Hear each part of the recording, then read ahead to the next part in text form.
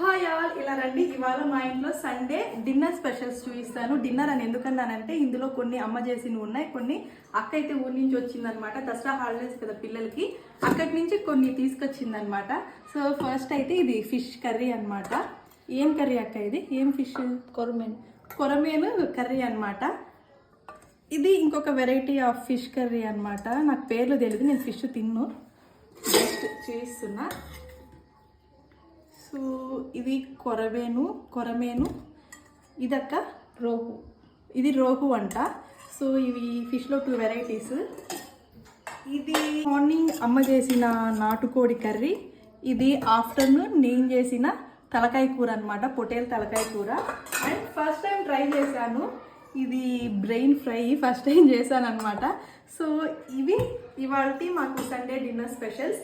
Sunday మీ ఇంట్లో ఏం స్పెషల్స్తో comment చేసేయండి. Subscribe for more. By by.